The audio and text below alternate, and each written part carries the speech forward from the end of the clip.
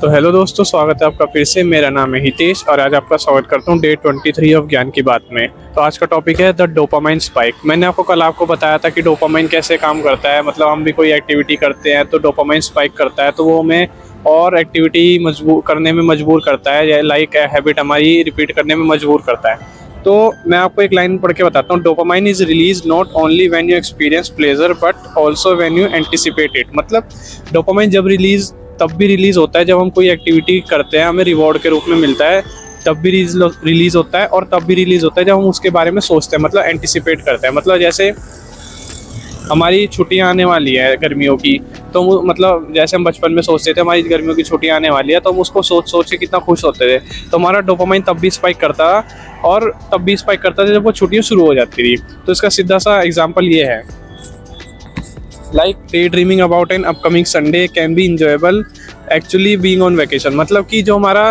Day dreaming है ना Sunday के बारे में या फिर वेकेशन के बारे में कि गर्मियों की छुट्टियां आ रही है, वो ज़्यादा इंजॉयबल लगता है क्योंकि हम उसमें सोचते रहते हैं रादर देन कि जो हम वेकेशन काटते हैं। मतलब जो भी जैसे संडे आ जाता है वो हमें इतना बोरिंग सा लगता है थोड़ा कि यार हमने तो ऐसे ऐसे सोचा था और वैसे वैसे हो नहीं रहा। तो इसमें 4 ग्राफ हैं, मैं आपके साथ ये वो फोटो शेयर कर दूंगा।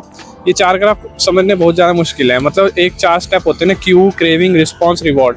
तो हमारा डोपामाइन स्पाइक कब होता है इस पे डिपेंड करता है कि हम वो हैबिट पहले से कर रहे हैं या फिर वो हमारी पुरानी हैबिट है या फिर हम उसको बिल्ड करना चाह रहे हैं। डोपामाइन पहली बार जब स्पाइक होता है जब क्यू होती है, क्रेविंग होती है, रिस्पॉन्स होती है, जब हमें रिवॉर्ड मिलता है। जब वो हमारे लिए हैबिट बिल्कुल नहीं होती है ना, तो हमारा जो डोपामाइन स्पाइक होता है ना वो लास्ट में होता है, रिवॉर्ड पे होता है। वही अगर हमारी वो हैबिट थोड़ी बन चुकी है तो जो डोपामाइन स्पाइक होगा वो होगा हमारा क्रेविंग पे। मतलब उसके बारे में सोच के, क्यू के बाद सीधा क्रेविंग आती है ना, तो हम जैसे उसके बारे में सोचते हैं, तो मान लो किसी भी चीज़ के बारे में सोच रहे हैं तो हमें क्रेविंग होती है कि यार चलो इस काम को करते हैं, तो तब डोपामाइन स्पाइक करेगा। और जब रिवॉर्ड पे कम स्पाइक करेगा क्योंकि हमारी वो हैबिट बन चुकी है। और इसका थर्ड ग्राफ ये है कि dopamine rise before taking action immediately after cue is recognised. मतलब जो डोपामाइन राइज करता है ना बिफोर टेकिंग एक्शन हो जाता है। एक्शन है रिस्पॉन्स, मतलब उससे पहले ही स्पाइक कर जाता है जब हमारी एक्टिविटी, ये सेकंड स्टेज है, जब हमारी एक्टिविटी थोड़ी बन चुकी होती है। The spike leads to a feeling of desire and craving to take action whenever cue is spotted. मतलब जब क्यू हमारा स्पॉटेड हो जाता है ना, तो वो हमारा डिजायर हो जाता है कि यार चलो इस हैबिट को करके देखते हैं क्या रिवॉर्ड मिलेगा। और जब रिवॉर्ड मिलता है तो वो थोड़ा लो हो जाता है क्योंकि हमने एक्सपेक्ट कर लिया था। और once a habit is learn dopamine will not rise when a reward is experience because you already expect the reward. मतलब एक बार जब डोपामाइन स्पाइक होता है क्यू के बाद क्रेविंग पे, तो जब हमारा डोपामाइन स्पाइक लो हो जाता है अगर हम उस रिवॉर्ड को पहले से एक्सेप्ट कर लेते हैं। मतलब जैसे हमारा ये इसका थर्ड ग्राफ है, जैसे हमारा क्यू करेगा, क्यू के बाद क्रेविंग आएगी तो डोपामाइन थोड़ा स्पाइक करेगा, और क्रेविंग के बाद रिस्पॉन्स आएगा, रिस्पॉन्स के बाद थोड़ा डोपामाइन लो हो जाएगा क्योंकि हमने उस एक्टिविटी को काफ़ी बार कर चुके हैं और हमें पता है कि इसका रिजल्ट क्या होगा। और इसका फोर्थ ग्राफ ये है, इसके बारे में पढ़ के बता देता हूँ। Once a habit is learn a dopamine will not rise when a reward is experience because you already expect the reward. However if you see a cue and expect a reward but do not get one, the dopamine will drop in disappointment. मतलब वही है कि हमने जो reward expect करा था अगर हमें वो रिवॉर्ड नहीं मिला, ये सी वाला है, तो हमारा डोपामाइन नीचे गिर जाएगा डिसअपॉइंटमेंट के चक्कर में।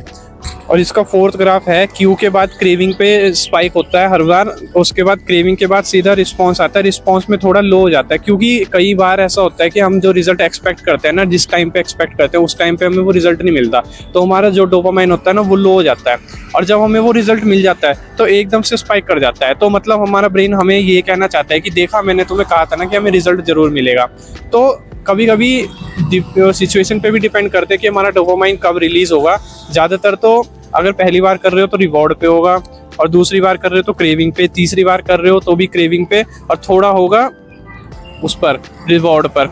और फोर्थ टाइम पे अगर तुम्हें रिवॉर्ड एक्सपेक्ट टाइम कम हो गया, मतलब टाइम से बाद मिला, जिस टाइम पे तुमने सोचा था, मान लो संडे को सोचा था कि मजे करेंगे, वही अगर तुम मजे नहीं कर पाए तो डोपामाइन लो हो जाएगा।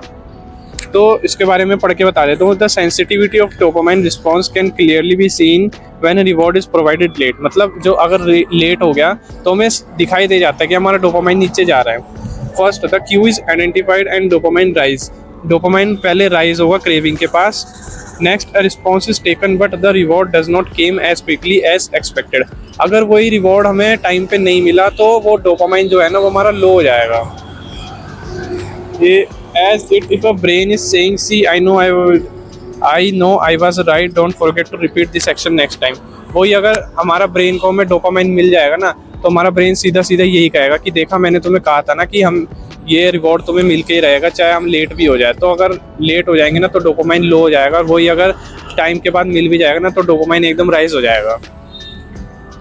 We need to make our habit attractive because it is the explanation of rewarding expenses and that motivate us to act in the first place। मतलब हमें हमारी हैबिट जितनी हम अट्रैक्टिव बना सकते हैं ना उतनी अट्रैक्टिव बनानी चाहिए हमें उसे बिल्ड करने के लिए और उसे डेली लाइफ में या डेली रिपीट करने के लिए। क्योंकि अगर वो अट्रैक्टिव नहीं होगी ना तो हम उसे रिपीट नहीं करेंगे, और जब हम उसे रिपीट नहीं करेंगे ना तो हम उसे छोड़ना शुरू कर देंगे और फिर वो हमारी बैड हैबिट में काउंट होने लग जाएगी। क्योंकि हैबिट तो माइंड को चाहिए चाहे गुड हो या फिर बैड हो। तो अगर हम गुड नहीं करेंगे तो हम माइंड ना हमारी बैड हैबिट पकड़ने की कोशिश करेगा।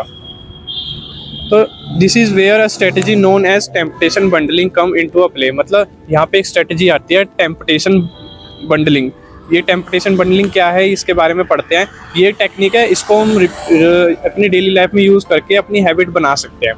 तो first of all we learn about how what is temptation bundling work as a linkage and action you want to do with the action you need to do। मतलब ये एक लिंकेज स्ट्रेटजी है।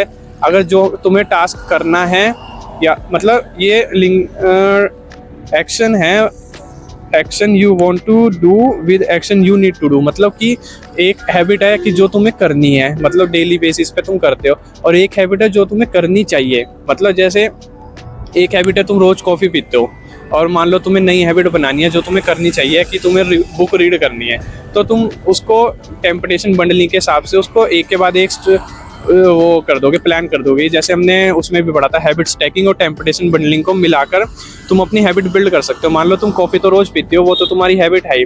तो कॉफ़ी पीने के बाद या फिर कॉफ़ी पीने के साथ साथ तुम अपनी एक्टिविटी कर सकते हो। जैसे कि मैं बुक पढ़ूंगा तो 10 पेजेस या 15 पेजेस बुक के पढ़ूंगा, तो ये तुम्हारी एक्टिविटी हो गई। तो टेम्पटेशन बंडलिंग ऐसी ही काम करती है। ये एक लिंकेज मेथड है, जो एक्टिविटी तुम रोज़ करते हो और जो एक्टिविटी तुम्हें करनी चाहिए, चाहे फिर वो तुम पहले करो या फिर बाद में करो। मान लो वही तुम रोज़ घूमने जाते हो, इवनिंग वॉक पे जाते हो, और उससे पहले तुमने सोचा है कि कुछ हेल्दी खाएंगे या फिर कुछ अवॉइड करेंगे, जंक फूड अवॉइड करेंगे।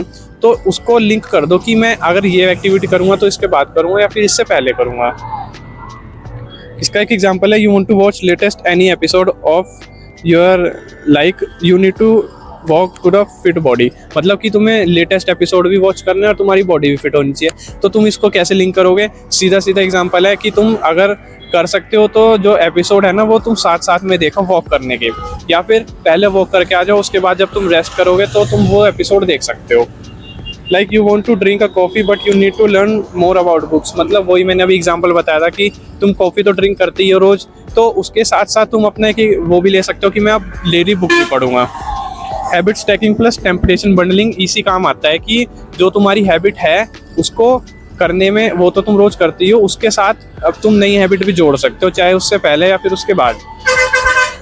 लाइक इसका एक फॉर्मूला है, after current habit I will do habit I need, after habit I need I will do habit I want. मतलब एक हैबिट होती है कि जो मुझे करनी ही पड़ेगी चाहे कुछ भी हो जाए, और एक हैबिट होती है कि जो हम अपने आप करते हैं। तो उसके साथ अगर हम लिंक कर देंगे ना, जो हैबिट हम अपने आप करते हैं माइंड बिना अनकॉन्शियसली, तो हमारा माइंड कॉन्शियस हो जाएगा और वो हैबिट भी करेगा जो हमें करनी ही चाहिए चाहे कुछ भी हो जाए। चाहे जैसे रोज़ जल्दी उठना हो, या फिर जंक फूड अवॉइड करना हो, या फिर जिम जाना हो, ये सब एक्टिविटी हमें करनी चाहिए चाहे बॉडी कितना भी मना करे या फिर माइंड कितना भी मना करे।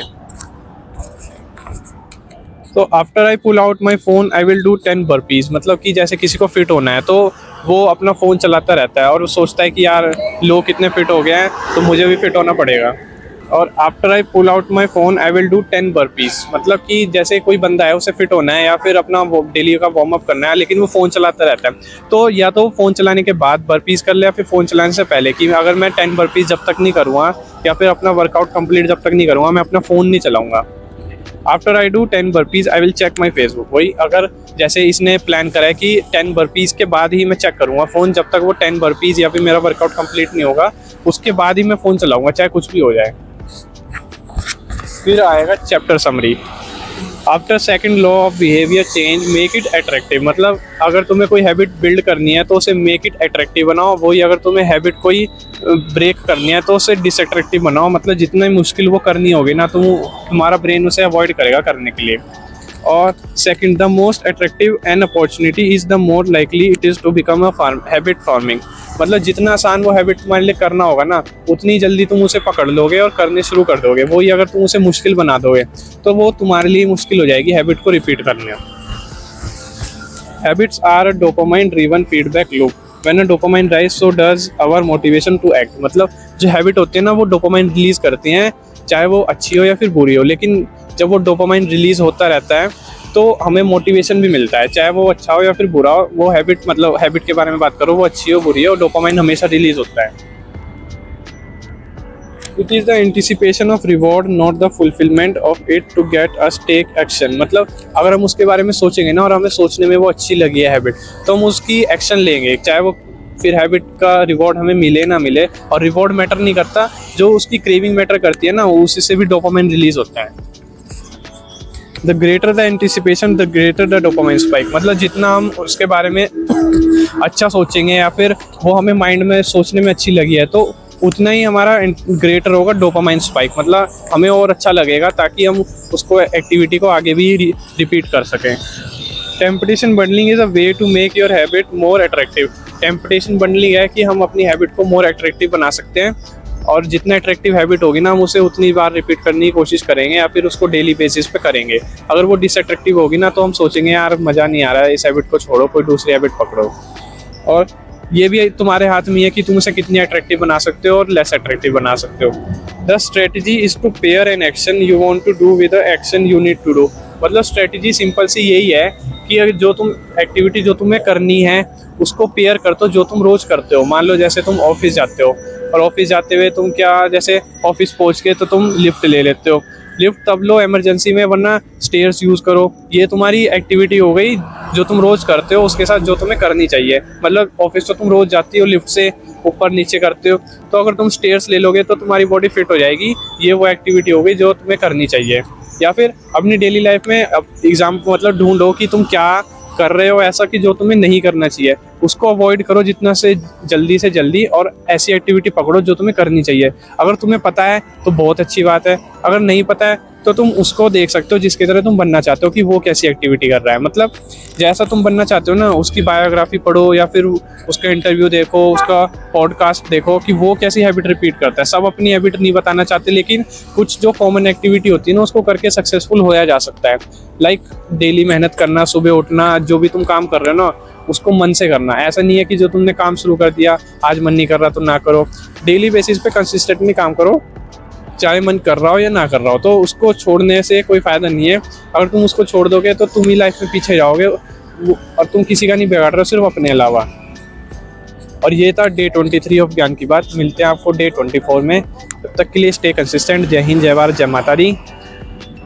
और भाई मैं बस इतना और कहना चाहता हूँ लास्ट में कि यार मुझे ना अब पता चल गया है कि कौन साथ में है कौन साथ में नहीं है। अब जब भी एक दिन मेरी मेहनत का जब भी मुझे फल मिलेगा ना तो मुझे पता है कि मुझे किसके साथ सेलिब्रेट करना है और किसके साथ नहीं, क्योंकि हर बंदा तुम्हारे साथ चलने लायक नहीं है तो उसको पीछे छोड़ दो। वही अगर मैं एक एग्जांपल की बात करूं कि बस में 50 सीट होती है, वही लैम्बो में 2 सीट होती है, क्योंकि अगर तुम अपनी लाइफ के प्रति सीरियस भी हो गए ना किसी दिन तो लोग छूटते चले जाते हैं, चाहे तुम्हारी गलती से या उनकी गलती से। मतलब अगर तुम उनके साथ टाइम पास करोगे तब तो ठीक है, वही अगर तुमने कोई सीरियस बात कर दी कि यार लाइफ में कुछ नहीं हो रहा ये वो, तो वो सोचेंगे कि यार ये तो अपनी लाइफ के बारे में सोचता रहता है, छोड़ो इसको। तो भाई उसको जिसने तुम्हें छोड़ दिया ना तो उसको सच में छोड़ दो, उसके पीछे मत भागो कि यार ये मेरा बंदा है या फिर मैं इसका फैमिली मेम्बर हूँ, ये मेरा रिश्तेदार है, ये वो है, ये है। ऐसा कुछ नहीं होता, उसको छोड़ दो तो छोड़ दो, क्योंकि आज जब तुम्हारे पास पैसे कम है, तुम्हारा घर छोटा है, तुम्हारे पास गाड़ी नहीं है ना, तो वो जो बंदा तुम्हारी आज मदद करने नहीं आ रहा तो वो कल को ज़रूर आएगा, चाहे लिख के ले लो। जब तुम्हारे पास पैसे हो जाएंगे ना तो वो पैसे मांगने आएगा, तुम्हारा जब नाम हो जाएगा तो वो अपना नाम तुम्हारे साथ जोड़ने की कोशिश करेगा, और आज वही बंदा तुम्हारा नाम अपने नाम के पास भी नहीं रखना चाह रहा। तो बस मैं इतना ही कहना चाहता हूँ कि यार अपनी आंखें खोलो और देख लो कि कौन तुम्हारा साथ चाहता है, कौन तुम्हारा साथ नहीं चाहता है। मतलब मैंने तो ये देख लिया कि माँ बाप के अलावा ना कोई नहीं चाहता कि तुम सक्सेसफुल हो ज़िंदगी में। तो चाहे वो कितना भी करीबी रिश्तेदार हो, वो भी तुम्हें गिरता हुआ देखना चाहता है, चाहे कोई भी हो, चाहे तुम्हारा सगा रिश्तेदार हो या नहीं हो, लेकिन वो तुम्हें, माँ बाप के अलावा सब तुम्हें ज़िंदगी में बस नीचे ही देखना चाहते हैं अपने से। चाहे वो खुद इतनी नीचे हो, तो जिनकी सोच नीची होती है ना वो तुम्हें नीचे गिराएंगे, बस जिनकी सोच ऊपर होती है ना वही तुम्हें ऊपर देखना चाहते हैं। बहुत से लोग होते हैं ऐसे जो तुम्हें ऊपर देखना चाहते हैं, लेकिन उन्हें ढूंढना बहुत ज़्यादा मुश्किल है।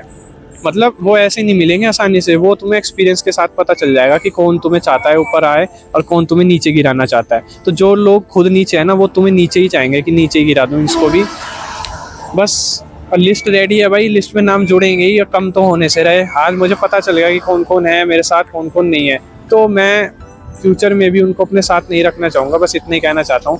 और ये वीडियो मैं तब देखूँगा जब मैं सक्सेसफुल हो जाऊँगा ना, तो ये वीडियो भी मैं एक दिन मुड़ के देखूँगा कि हाँ यार, मैं भी कभी ऐसे बातें करता था या फिर मैं भी ऐसा कभी सोचता था, लेकिन ऐसी बात नहीं है भाई, मैंने देख लिया सही में। और जो है सो है। मिलते हैं आपको डे 23 में, जब तक के लिए स्टे कंसिस्टेंट। जय हिंद, जय भारत, जय माता दी। और यार